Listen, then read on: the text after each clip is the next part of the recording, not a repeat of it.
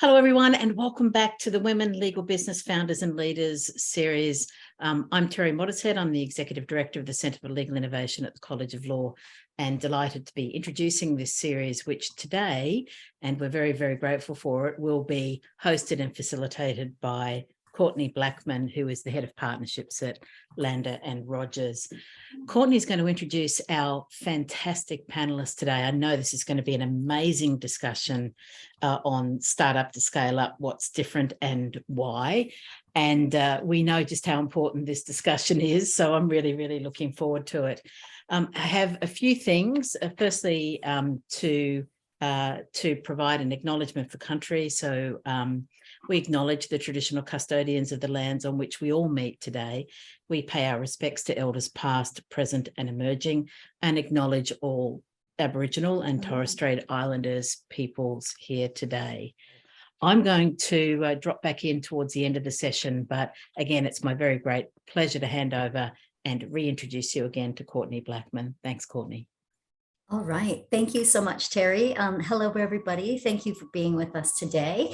And just a quick one, I know we have a few people on, but does anyone here have a startup or scale up? If you want to raise your hand or use your reactions, that would be great. Fantastic. Good stuff. Okay, well, we're going to jump in. So just a bit of info on me. I'm new to the legal world, but I know the Center for Legal Innovation and Terry are legendary. So it's a real honor to be able to be with you today. I do come from an entrepreneurial background. So prior to coming to Landers, I worked in a tech and innovation space. And prior to that was an entrepreneur myself. So grew several startups, exited a couple, so know that space, really understand kind of the sacrifices that you have to make, the dedication that you have to have, how fun it is, and also how completely scary it can be sometimes. So really excited for this panel, because I think it's so important when you do have your own business to kind of know what it takes and kind of learn from other people that are going through it. So we are going to deep dive into startups and scale-ups and get insight from a really incredible panel. So what I'm going to do is just have folks introduce themselves. So first off, I'm going to go to Kate McAllister. Can you say hello and tell us a bit about yourself? Yeah, hi, I'm Kate McAllister. Firstly, thanks for having me here. I'm really looking forward to the chat today. So thanks, Terry and the CLI and Courtney. So I'm co-founder and director of Markstar. So Markstar is a specialized IP law firm that has created a technology platform that helps make trademark management easier. So we've been using the platform in our own firm since we started, but also now have legal counsel teams and other law firms using the platform to help them manage their trademarks as well. Fantastic. Thank you so much, Kate. So now we're going to go over to Riz Amin. Riz, can you tell us a bit about yourself and your business? Yeah, sure. So my name's Riz Amin, and I am the founder of Find Legal, which is a 100% online business. And I call it a business. I provide a mixture of contracts, templates, digital products, as well as trademark services to creatives, so a particular niche as well. So I've niched down, and I've been doing that now for the last 3 years. But prior to that, I used to be in private practice and then in-house. I also used to have a side hustle e-com business. I think I've been an entrepreneur from a young age. I remember buying secondhand dolls when I was 8 and tidying them up and then making a profit on them. So yeah, I'm a bit of a serial entrepreneur. Awesome. Thank you, Riz. And lastly, we'll go over to Renee Coman. Renee, can you tell us a bit about yourself and your business? G'day, guys. My name is Renee Coman. I wear a number of hats. My day job is working in mergers and acquisitions for Jonas Software, which is a division of Constellation. So our investment thesis, and most of my day is spent talking to, either early business software solutions or those that are in high growth with the vision to essentially acquire them once they reach maturity. So building the relationships, getting an understanding of where they're at and understanding different business models, the technology stacks behind those. Prior to being in the M&A space, I was lecturing in entrepreneurship and innovation at the University of the Sunshine Coast. and been working with startups at different stages, from ideation and running startup weekends all the way through to a couple going to IPO. Fantastic. Thank you, Renee. And because of your unique positioning and what you do in the space and how you've been immersed in that space for so long, I'm going to jump over to you first and ask for some help. So I absolutely love how passionate you are about entrepreneurialism and also its importance to the community. Could you, A, talk about the difference between what a startup and scale up is, and then B, talk about what innovation startups and scale ups do for the wider community? Yeah, sure. So it's a great question, to really set scene for the rest of the conversation throughout today. So for me, really, I see startups acting as a catalyst for economic growth, both globally and locally.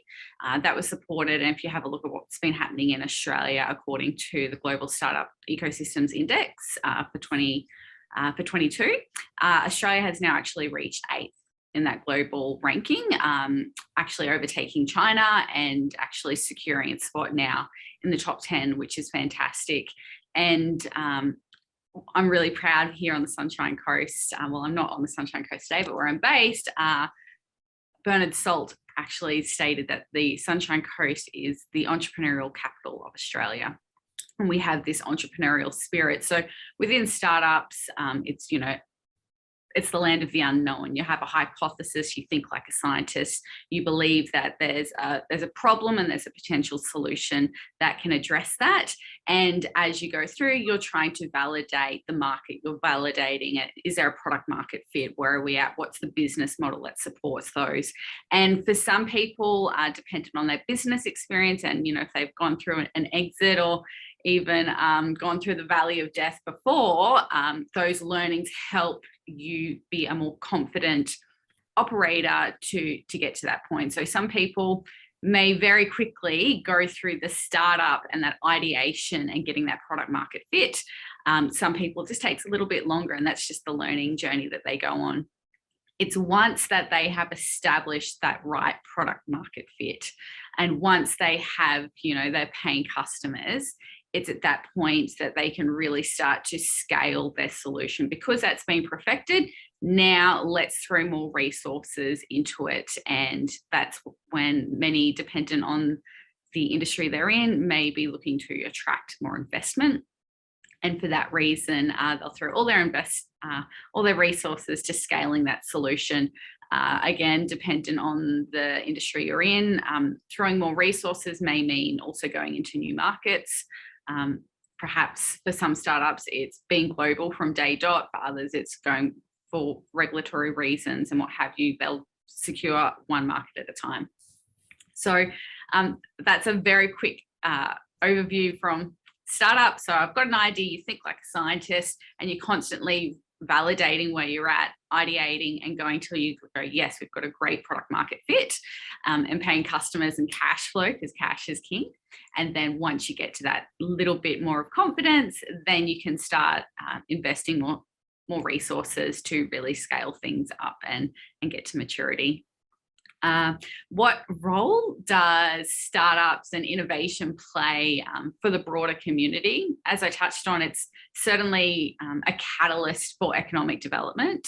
And that's where I love the innovation space so much, because from a very young age, we were told, working in a big, one of the big fours or working for a big corporate was success in your career, and living on the sunny Sunshine Coast, that was going to be a little bit difficult. And now, particularly in response to COVID and people can work more virtually, and we're having more and more digital nomads, it shows that you can actually run really successful businesses from afar. You just need access to the internet. So for me, it's definitely plays a massive role in creating new economies. It's fantastic ways to create new thinking. I love the role it can play in regional areas, particularly in Australia, for retaining talent in our communities as well. Brilliant. Thank you so much. So now we're going to jump over to Kate, who has a startup. So Kate, you started doing Markster on the side of a corporate job, which is a really typical story when a founder or team is starting out and finding the right market and refining your offer. So with limited time, what did you focus on? Because I know when I was running companies, it's like you've got 20 hats on, you've got very limited time. There's so much coming at you. You don't really know. Sometimes you just don't know what to focus on. So what were you focusing on day to day, and what milestones did you need to tick off to kind of push you out of that corporate role and right into full-time running a startup? Yeah. So yeah, as you said, I did this on the side of having a legal career for, I would say, a year or 2 years, doing it at nights, doing it on weekends, doing it in every spare hour I had, to the point where that kind of became unsustainable, you know, being a senior associate in a top law firm by day and then running a startup by night. So I guess for us, you know, having those time constraints, particularly in the early days, our main focus was talking to our customers.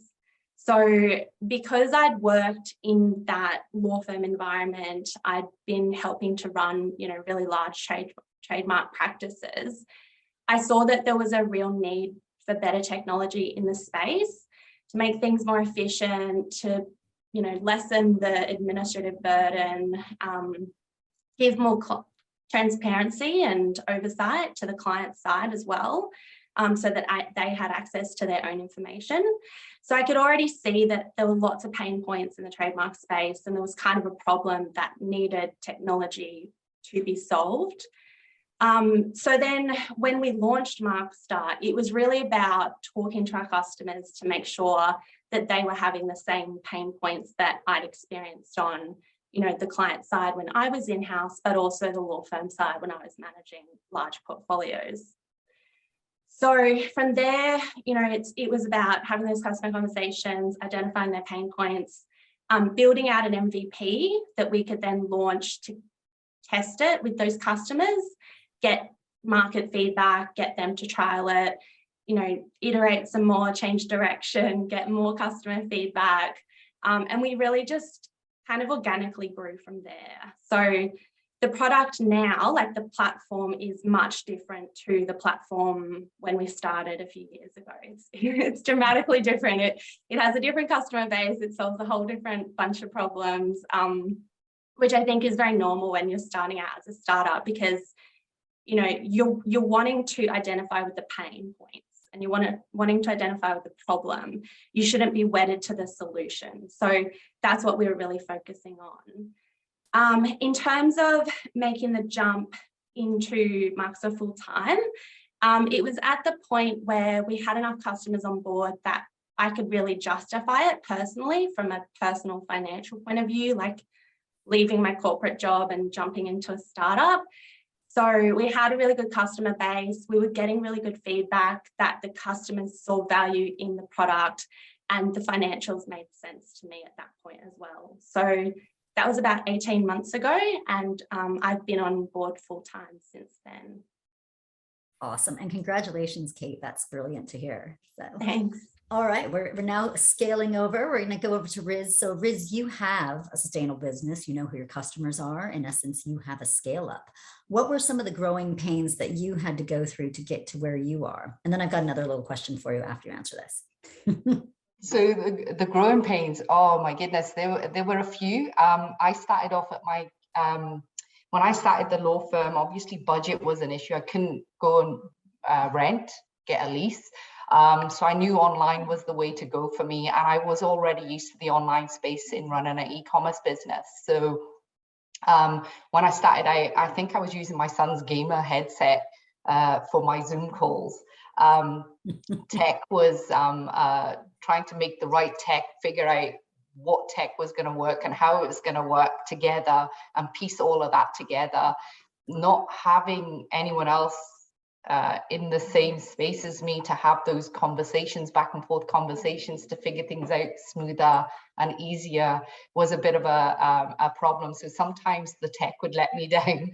So that was kind of part of those growing pains of establishing that website, establishing the organic growth, and starting from scratch. So building that client base was part of those growing pains, and figuring out where they live, so to speak, if I wanted to attract them and get them used to doing it online with me as well, convincing them they didn't need to meet me in an office or something, because that's how it typically would work. So that was, it was really, really important for me to focus on that online space and make sure all these things work. And even to this day, I don't use any kind of practice management software. And so that was also part of that learning curve, steep learning curve, figuring out how to operate that online business with other software and other technologies that I wasn't previously used to basically get me to where I am now. And occasionally there was interesting events like my children turning up half naked while I'm on Zoom calls with clients, or the dogs humping each other. We kind of, we got over that. And so then there was warnings to the kids, and the dogs got shut out of the living room. And then eventually I moved from my kitchen desk to a proper desk. And I finally this year bought myself a nice desk that also converts to a stand-up as well. And in terms of running a sustainable business, different to a startup, is doing all the hard yards at the beginning. Making sure you've got strong foundations, having the right systems, the right processes. And it was a lot of testing and learning and mistakes, but I persevered, I was consistent, and eventually those systems and processes have enabled me to continue to build what is now a sustainable business, knowing where my clients live and how to target them, what would interest them to come to me as opposed to somebody else necessarily, and slowly seeing that growth happen and sustain itself, and the business sustain itself in that way, meant that I could keep refining those systems and processes and start bringing in staff to help me, because in order to maintain that sustainability, I couldn't do everything myself. And as you know, when you're a startup, you wear all the hats. You're the marketing guru, you're the SEO guru, you're the social media manager, you're all of the things. So it was also to make sure it was sustainable, was knowing when to hire, knowing what things to outsource as well to help with that growth. And then obviously the continued growth and having some kind of succession planning, because I don't want to be the one doing, being in the coal face and doing all the work. I built this business for a combination of reasons, and one was a selfish one, and that was to have time with my family. And I can't do that if I'm still wearing all the hats and still doing all the things.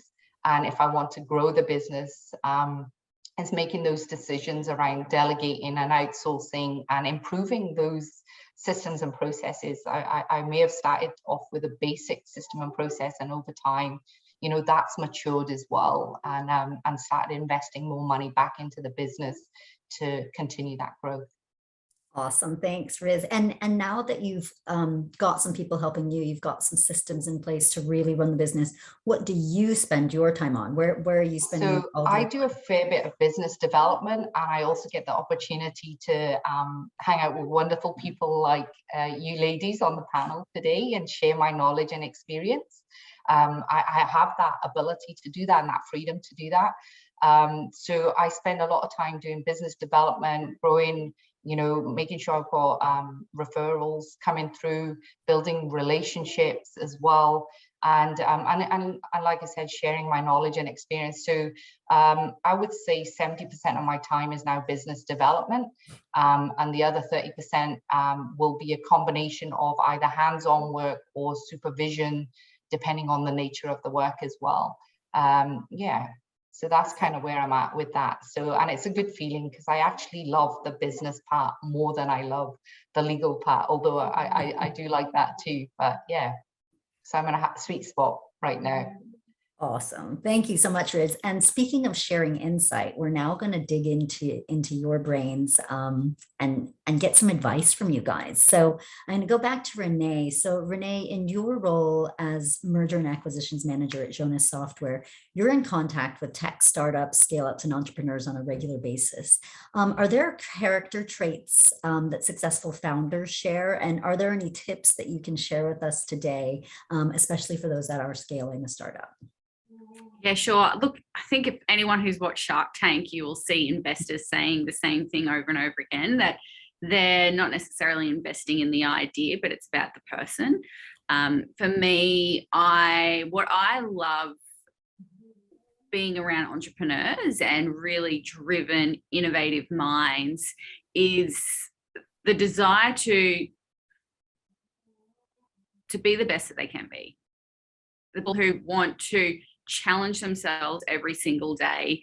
And for me, I stick with the philosophy of, be comfortable being uncomfortable, because that way I know I'm pushing myself personally. And the similar traits I see with startup founders, innovative minds, is very similar to that of professional athletes. They know where they want to go. They are thinking about the long-term vision, but they know that there's some short-term strategy. But more importantly, it's about who they're surrounding themselves with, and that they won't get there alone. It's about the community that supports you. It doesn't always have to be business owners and operators in the same industry, just like professional athletes. It's just about being around other athletes and other people that think similar. But there's also times where it's appropriate to surround yourself with seasoned professionals who live and breathe that particular sector as well, to take you along that journey. So for me, I would highly recommend, looking and reading books. Biographies are a big thing you see about successful CEOs, that they're reading biographies, once a week or so, because it's about learning what has and hasn't worked for others. So that constant desire of self-improvement and wanting to invest their time around like-minded people and people that will help them in their journey, and wanting to give back. I think that's the biggest part, is knowing as a community it's this mutual value exchange. Yeah. Thank you, Renee. And I think what you said there about knowing kind of what to do and what not to do, I think you can learn so much from other people's mistakes. So it really is good to dig into biographies or books and learn what people have done that really don't work, because sometimes it takes a while to figure out what does work, but you can certainly learn what doesn't work really easily. And people seem to be very willing to share that. So yeah. Thank Definitely. you. Thank you. So I'm just going to jump back to Riz. So you've been there and done that, and you now run Fund Legal super efficiently. So what tools are available to growing startups? What tools would you recommend for growing startups to use to get to the next phase? And are there any tools that maybe get a lot of hype, but you think like, no, you absolutely don't need that? So I love Slack, for example. We as a team communicate via Slack. Not email, otherwise your inbox can go crazy. I use ClickUp for project management. I use Outlook, OneDrive for documents, storage, etc. as well. I use LastPass for my password protection and security. So you can, when I started off, I used also Acuity. Like when you think about the scaling up stage, you're on a really tight budget, and so you don't need all the shiny tools, okay? And you don't have to do the paid versions necessarily. In fact, Slack that I still use to this day is the free version. I don't need all the bells and whistles on every single thing, but obviously over time I have invested more and I started using paid versions of certain tools. But I've never, and I don't know if it's because of the nature of what I do, but I've never needed or seen the need to use a practice management software for myself personally. And I feel like there's always ways around that as well. So in terms of things like Acuity, I save time in terms of when was the time to hire an admin person, because I had the right systems and tools in place like Acuity that created automations in my emails, and having those automations trigger emails to the client all of those things saved me hiring an admin person at the beginning. I waited, I think, 3 to 6 months before I really needed one. So the right tools can help you grow kind of efficiently in lots of different ways, and they don't have to be fancy. So a basic calendar software, having something like OneDrive, or initially I actually had Google, and I used Google Drive. I only moved to OneDrive because I like some of the things that Microsoft offer that suited what I've been doing in my business. So for me, the key tools have been certainly in the last 12 months, as I've scaled up, is ClickUp for my practice management, Outlook, Microsoft 365, Acuity I still use, Slack I still use, but at the beginning it was just Acuity, Slack, and Google. Everything else, anything free, I started using Trello for a while, but as I grew, I didn't feel that was efficient enough for what I wanted to do. So I feel like sometimes those practice management softwares are all hype for what you actually need. You can get away with all the free stuff and manage and stay lean for a while, but keep looking at how you want to grow and where you want to grow to ascertain which tools are right for you. Don't necessarily go up and buy the Mercedes when a Ford will do the job, you know. So I would. And the other thing actually is Zapier. I love Zapier because Zapier is the middle person, so to speak, that talks to all the other things and makes things happen. It's like magic. I'd be lost without it as well. So that's been pretty useful tool that I couldn't live without. But startup, calendar, somewhere to save safely your documents, etc. Having a password system as well is amazing. And then as you scale up and as you bring on a team, having something like Slack to communicate over rather than emails. The other thing obviously I had was Zoom for the calls and record them and save them to the cloud. Having those things at the beginning was pretty awesome, and I didn't, like I said, need expensive software, practice management software. Excellent. Thank you, Riz. And this is being recorded, so if you didn't get a chance to write all of that down, you'll have to watch it back. So we'll head over to Kate. So Kate, as you're scaling Markster, I would presume that your team around you is of utmost importance. So who's on your A team helping you with the development of the platform, marketing, sales, etc.? And how vital is your team when you're just embarking on that growth process in your entrepreneurial journey? And lastly, how do you find them? Yeah, so I would go back to what Renee was talking about before and just, you know, really stress how important it is to surround yourself with like-minded people. You know, for me personally, like growing a business and particularly a startup, like a SaaS startup, is probably one of the hardest things that I will ever do. It can be an incredibly lonely journey. And I don't think that that's something that is talked about enough as well. So there are the lows, but there are also incredible highs. So I think, you know, having a really, really good founding team with you on this journey is really important. For the Markster founding team, so it's me, I do a lot of the sales, marketing, customer acquisition, customer onboarding, customer support. I also work in the legal services part of our services business, so keeping that running as well. And the other two members are Chris Ma, who is also my life partner. So me and him get on pretty well. You know, he's there in that supportive capacity in both areas, I guess. So he also helps out with the legals, but he's also, you know, in charge of the accounts, like does a lot of the marketing, does a lot of the product design, the workflow. So he kind of looks after that area of the business. And then our third person is Adam Wells. So he's our software engineer. So he has essentially built the Markster platform from the scratch up.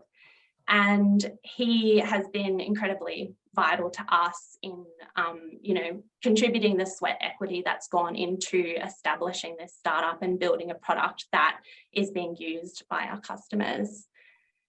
So I think I heard someone say it the other day that, you know, entering a relationship like a co-founder relationship, it's like a marriage.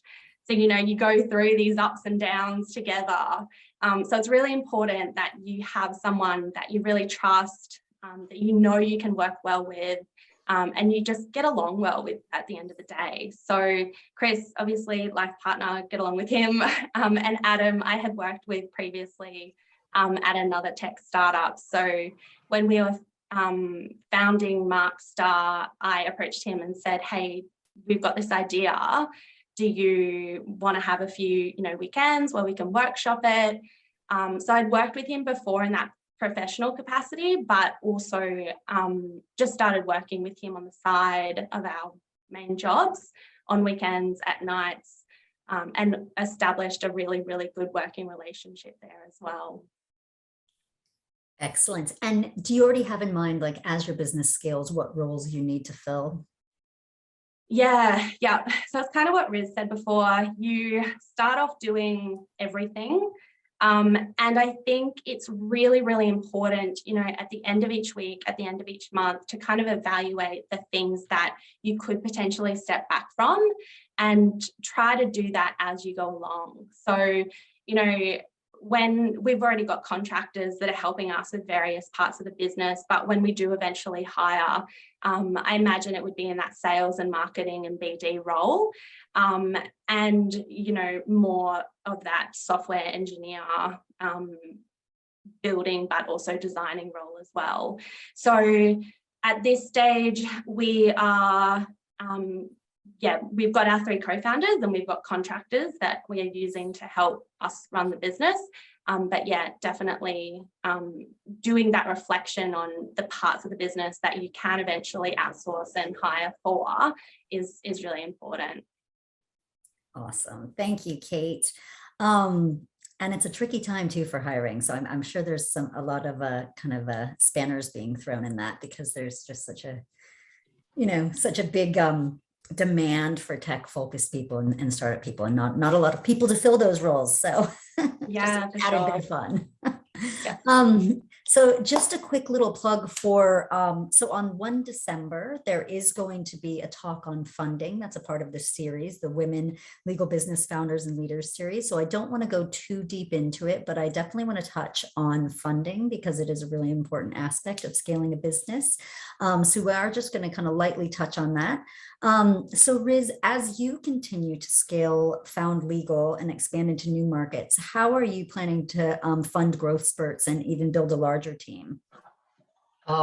Sometimes I'm not sure if I have all the answers for that one. It's a work in progress. I certainly want to expand what I do, especially the digital products. And that's why I want to think out. That's when it comes to sort of, I guess, thinking outside the box of funding growth. You know, can you do it leaner, and what does that actually look like? So I've been looking at my digital products, and it would be more cost effective to keep growing through my digital products, for example. So that's one way of growing the business without needing funding to grow the business necessarily, or not to the same extent. In terms of funding in a general sense, look, I have thought about bringing somebody on, but I feel like I'm such a control freak around how I want Found to look and feel, and have that, you know, freedom to make the decisions the way I do. I would prefer to just, you know, get the money from a bank, or in some way. I haven't thought it through quite yet, but that would be one of the options, is to continue reinvesting the profits is one thing I've been doing, and the other is to potentially, if I want to grow faster, I will need additional funds to do that. It depends on how I want to grow. But I think initially I want to look at my, in terms of future plans and funding that growth, I'm going to look at the digital market and grow and expand that, because I can do that a lot more leanly than I could do adding or expanding the services by bringing in more team members.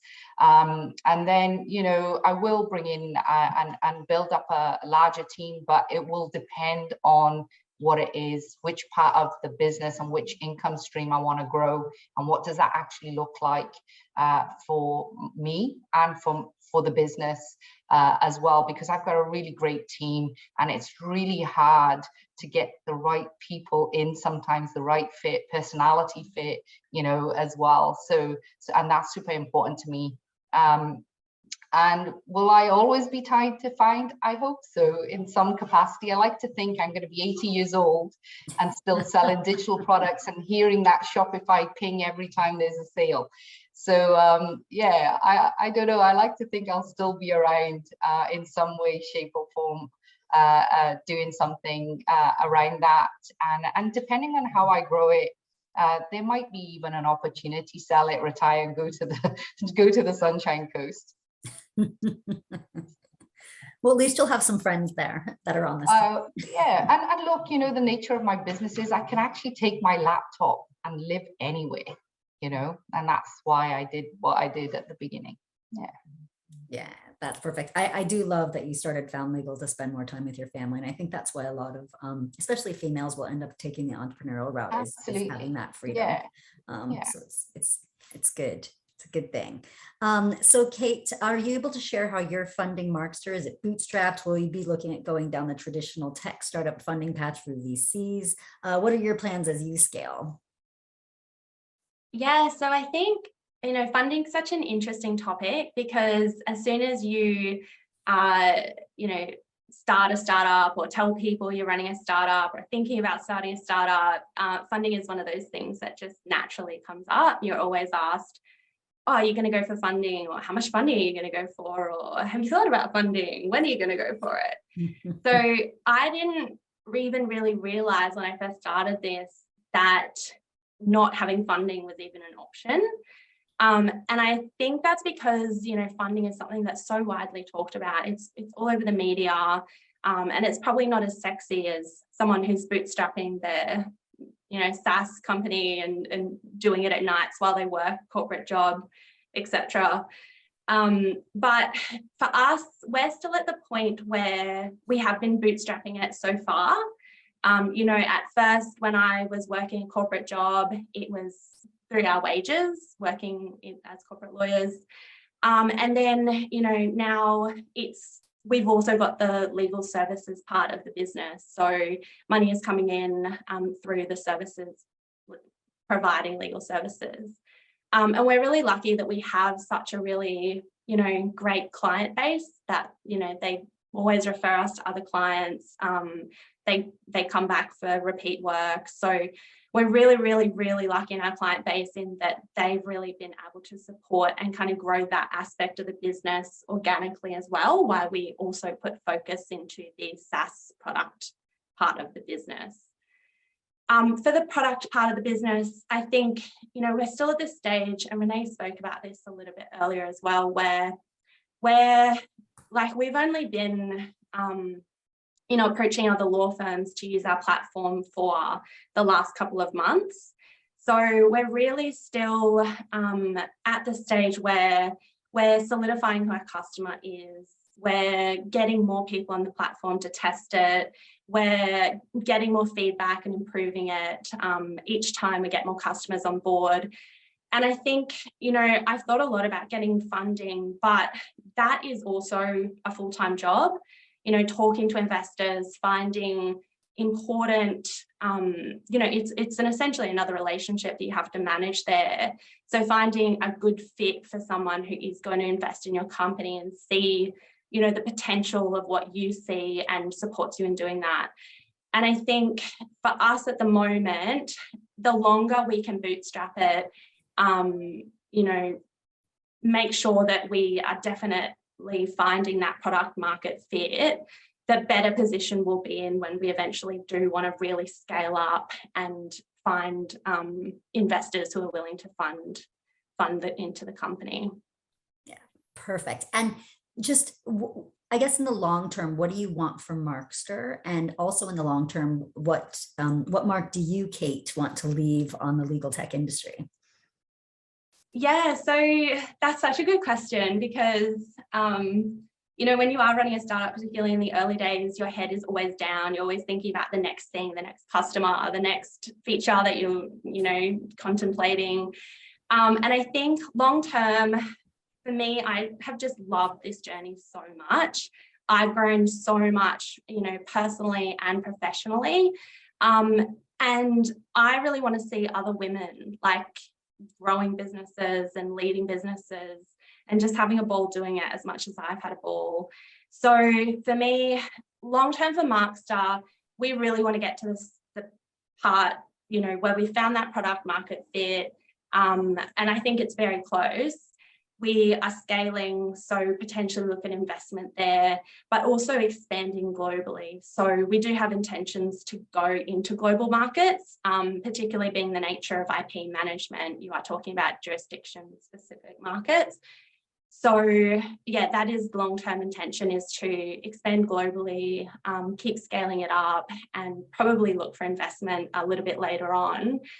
And then personally, I think just, you know, keep running the business, like keep being on this journey that I've enjoyed so much, but also, you know, hopefully talking to more women about these issues and you know, the potential for other women to be like co-founding and founding not only startups in the legal tech space, but also businesses more generally.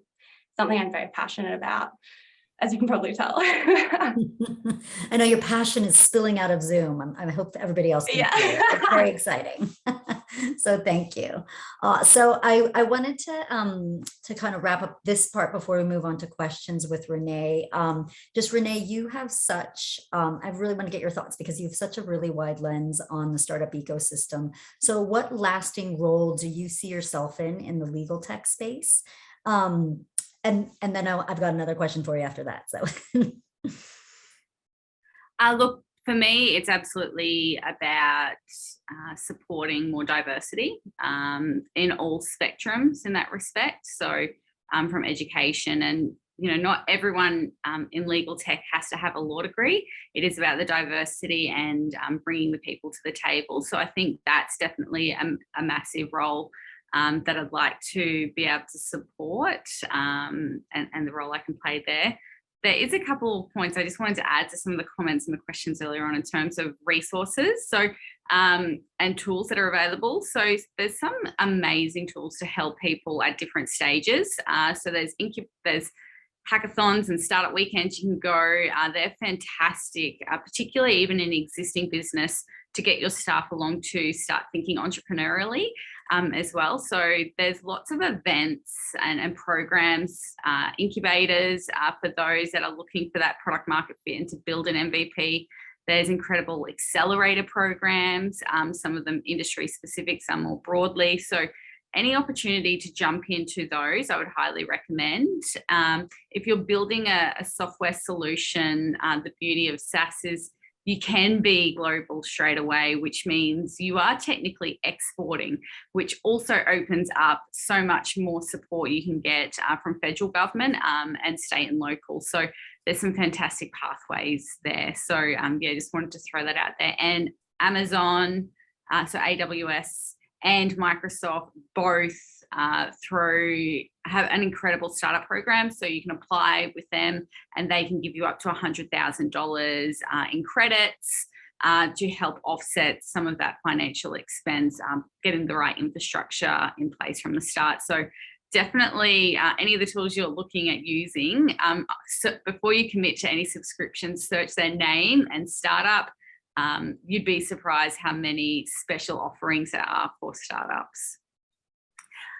So yeah, I think that kind of answers most of those questions anyway. Yeah, and that is such a good point. There are so many kind of big corporates that want to kind of help startups or at least get them using their programs. There's a lot of offerings out there for folks. So, and also the amount of corporates that want to partner with startups. Yes. I think that's the other part too, because they don't have the agility that startups do. Recently, we ran an event and it was banks are getting in bed with fintechs and loving it. That was the name of the session. But it was realizing that within the financial sector, they don't have the agility that the fintechs do when they actually realize that instead of building a solution from the start, it's probably better to actually be supporting a startup and helping them move along. So there may be some opportunities, you know, for yourselves within the legal space to be looking at that and actually getting your first 1 or 2 clients to co-invest and actually offset some of that financial expense, building that out too, because they get the benefits of a custom build. So. Yeah. Thanks, Renee. And just going back to incubators and accelerators, just a quick one. So at Lander & Rogers, we run the Law Tech Hub. So hopefully you've all heard of that. So it's Australia's kind of first accelerator space for legal techs that are transforming the industry. So get in touch if we can be of any help. One last question for you, Renee. How do you think that female-led legal tech startups or scale-ups can create real long-standing impact? So how can they create long-standing impact? I think it's probably from the start being clear on what's the impact you're wanting to achieve. One tool that we really get people from the start is to look at the business model canvas and, you know, to put that on a poster and almost have that poster behind your computer. So that way, as you're working on things, you're like, oh, how does this align with my customer segment or to the resources, and to stay very clear on what it is you're looking to. I think probably adding, you know, what's that impact and that constant reminder, why are we doing this? And yes, you need to be agile with, you know, product market fit and what people are paying for, but, you know, what's that driving force behind you and your team that got you on board? Passion can get you a very long way, particularly in the early stages, when you are, you know, when it is a side hustle and you're juggling all these commitments. It's getting out of bed, and that's where, you know, it's, I don't know how Elon Musk does all the things he does, but like, it's so clear to him that he genuinely in his heart believes that helping us kind of like, you know, move to Mars is the ultimate solution. I mean, what a greater reason to get out of bed, you know, you're saving humanity. So I think whilst we may not have these massive multi-generational impacts like Elon Musk, at your core, it's knowing I'm doing this for this reason. I know this is a genuine pain point. I know the impact it's going to have. And keeping that center will definitely help you create a lasting impact, and who you share that journey with as well. And I think the biggest thing that female founders, particularly in Australia, we don't beat our own drum. There's this tall poppy syndrome, but celebrate the small wins, because it is such a long journey. In order for it to be sustainable, you need to be looking after yourself and allowing yourself to go, you know what, this is a win and I need to stop and celebrate that.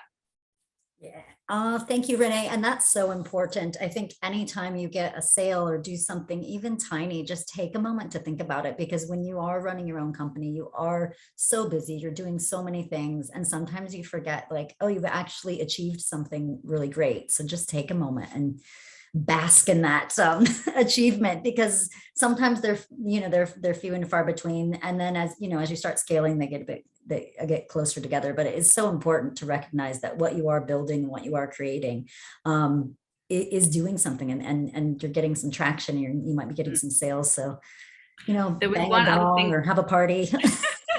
There was one other thing too, which, kind of adds, it comes back a little bit touching on that investment piece, but I think also about the lasting impact. Creating a meaningful business. And if you look at B Corps, it's not just about the financial impact. It's about the social, it's about the environmental. And that's where I feel that offering employee share, ESOPs, employee share option pathways, is a very, very powerful tool to help you attract and retain the right talent. It can be another way to get extra cash into your business as well, and to bring people along the journey, but it's also creating more equity within your business. And that's part of the lasting impact as well you can create.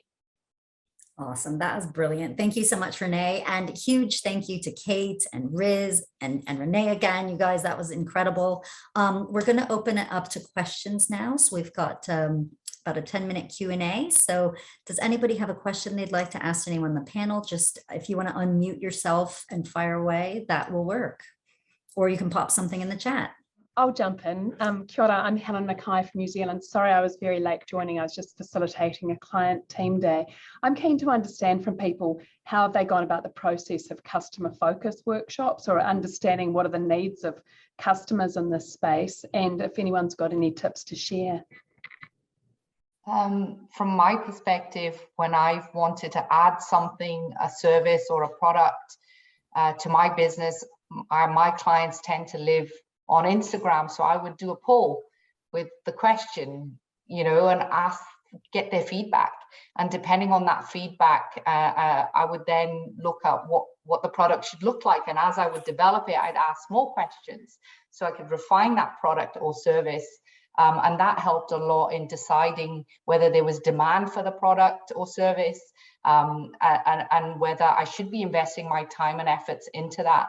So it was just basically going directly to those customers, knowing where they live, so I can approach them in a mass way, so to speak, and get that feedback from them, and then create that product or service and reiterate that product or service until. And the other thing. One thing I want to actually add to that is it doesn't have to be perfect.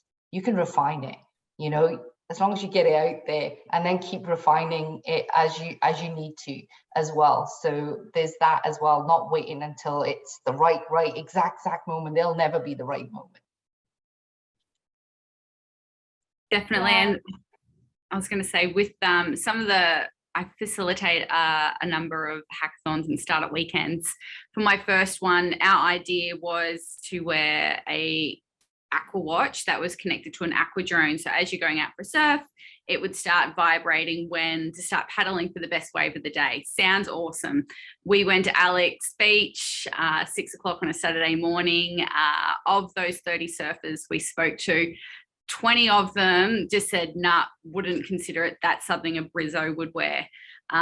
So going out to where your customers are and talking to them and understanding how they're using their services at the moment, what are the other alternatives, what is their workaround for the current pain you believe you're solving is really, really important, because we could have spent all this time building this watch. 2/3 of our market wouldn't even consider it. So I think they're the things from the start, being very clear on what is a real problem that they're willing to pay you $20 for straight away. And it's not just something you do at the start. Talking to your customers is an ongoing process throughout your whole business journey. Had Blockbuster, I've continued to have done that and not just assumed everyone was happy to turn up at the movie shop on a Friday night and pay $6. Maybe they might still in business today, but it's definitely an ongoing process and not just unique to the start. I agree. Yeah, it's so important. I would say that probably half to 70% of my job is just having those customer conversations, asking them questions, and just letting them speak and delving deeper into what they do say, rather than just having a bunch of assumptions, as Renee said, and then building a product based on those assumptions, launching it, and finding out that no one is going to buy the product. You spent all this time and effort into building something that no one actually wants and no one actually needs. So it's so important to have those customer conversations right at the start. The way we go about it is, I email people, I add people on LinkedIn, I ask my colleagues and my networks if they have anyone I can talk to. And people are really receptive to it. At first, when I was first doing that, that was a terrifying idea of just cold calling someone and being like, hey, can we have a chat? Because I have an idea and you're my target customer, but I just want to ask you a bunch of questions about how you're actually doing this right now. And people, they're so friendly. They're so willing to help. And they just want to give you the time, because a lot of the time you are trying to solve a problem that they actually do have. And if you're not trying to do that, that becomes apparent very quickly. And what also becomes apparent is the problems that they do have. So if all your assumptions are wrong and you found that out because you've had these customer conversations, it's likely that you're going to discover other pain points and other problems that you didn't even know that your customers had. And I'll quickly throw in an amazing Australian startup that is a fantastic tool throughout this process is Dovetail. It acts, and you can log in, you can use it to interview people, you can share your screen, have them play with the product, or just tell the customer journey, and it transcribes that for you, and you can highlight keywords. Then it will start plotting that. So as you have 100 customer experience journeys and you're mapping all of those, it can help you group common themes as well. So it's a very, very powerful tool. Oh, thank you. We've probably got time for about one more question. Does anybody have anything else they'd like to ask the panel?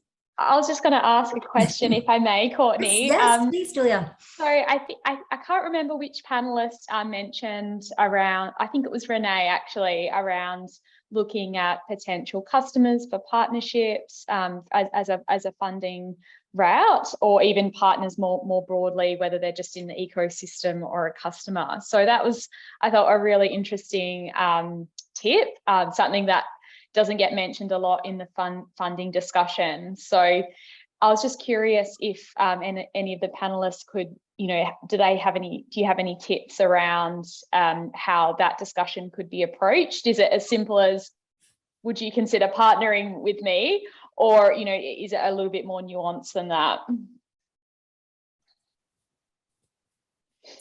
I'll throw in a couple just based on experience from either businesses I've worked alongside, but also my own previous startup. So I had a health and wellbeing solution, and for us, we knew very clearly who our target customers were.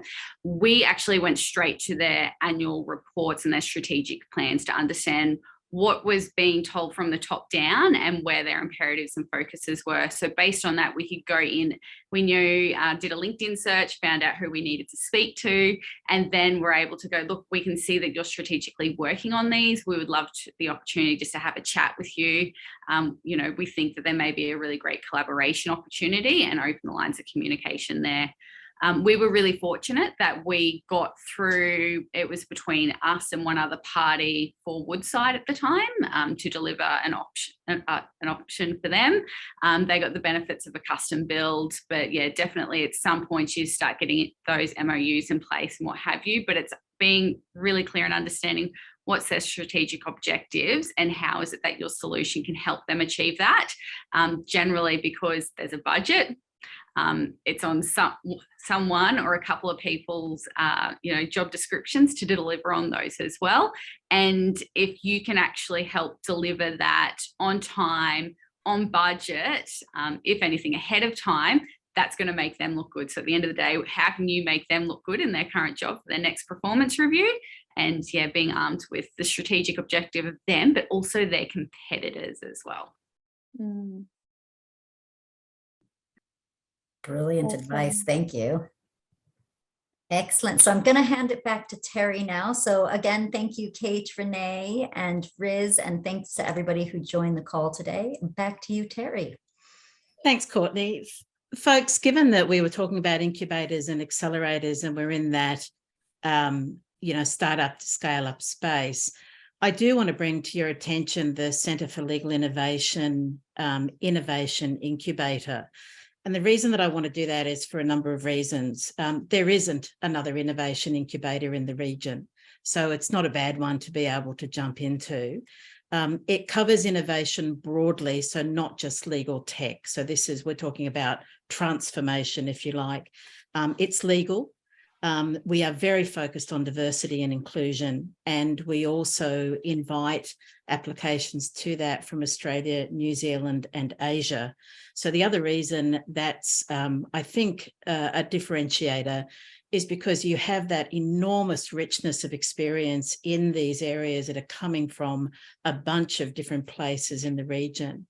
And the opportunity to engage with that. So we will open that in Q1 next year for applications. And if you would like to receive that information directly, of course, please contact us at cli@colelaw.edu.au.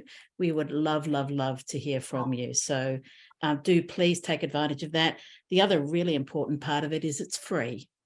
So there's no real impediment, I think, for being able to engage with it. And the faculty if I may say so, that supports us with that are absolutely outstanding and really good at what they do. So please do, as I say, take advantage of that. Courtney, Riz, Kate and Renee, of course, I want to add my huge thanks to you for doing this and for everyone who's coming along. You'll find all of these folks on LinkedIn, of course, the many other websites and social media outlets, and some of those have been mentioned, where you'll be able to find them. We've mentioned that there's a session on funding on the 1st of December. So if this is something that you're really focused on, please come along. This is the 2nd of 8. So this series continues through to December and then into next year. And we would love to obviously see you there live or catch the replays on video or podcasts as well. So with all of that being said, look forward to seeing you on the 1st of December. And again, everyone, thank you so much for coming. And thank you again to our amazing folks that led the session today. Thank you, folks. Thank you. Bye. Thanks for Thank having you. me. Thanks, Terry. Thank Thanks, you. Terry. Thanks. Terry. Thanks. Thanks, Courtney. Bye. Thank Bye. you. Bye-bye.